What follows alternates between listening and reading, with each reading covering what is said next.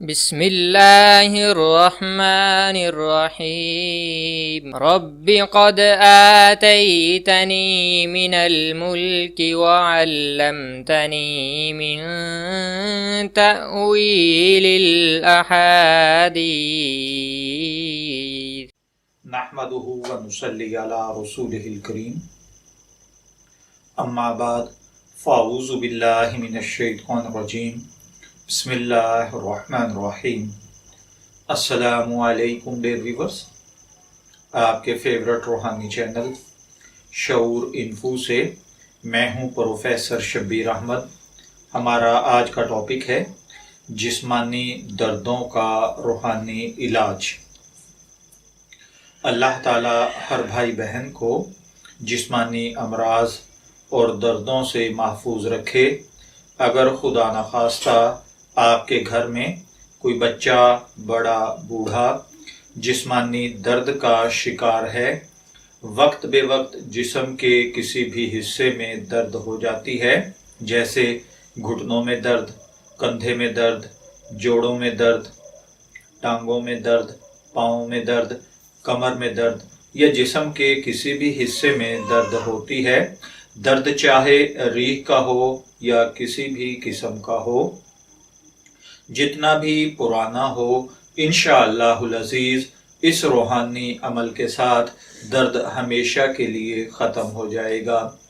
اس کے لیے آپ کو کرنا یہ ہے کہ آپ سفید دھاگا لے کر مریض کے سر سے پاؤں تک ناپ کر اس کو اتنا اکٹھا کریں کہ مریض کے گلے میں بآسانی آ جائے۔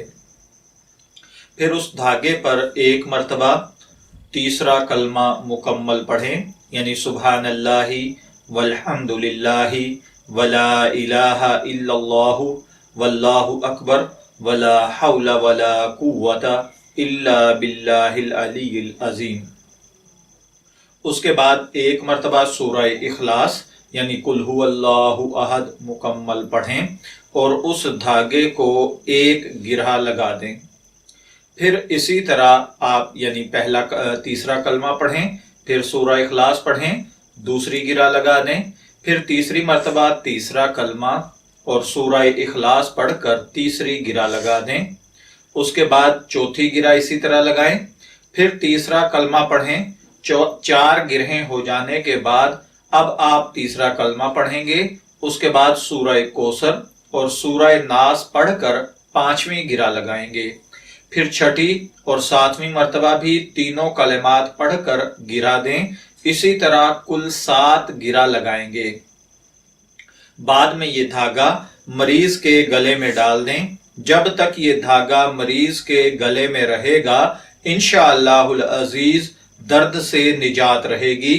اگر مریض کے کمر میں درد ہو تو کمر میں باندھیں، اگر جسم کے باقی کسی بھی حصے میں ہو تو یہ دھاگا گلے میں ڈالیں۔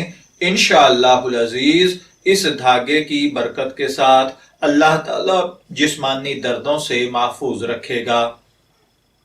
میں دعا گو ہوں کہ اللہ تعالی ہر بھائی بہن کو جسمانی امراض اور دردوں سے محفوظ رکھے۔ اجازت چاہیں گے، پھر ملیں گے کسی نئے روحانی ٹاپک کے ساتھ، تب تک کے لیے اللہ حافظ۔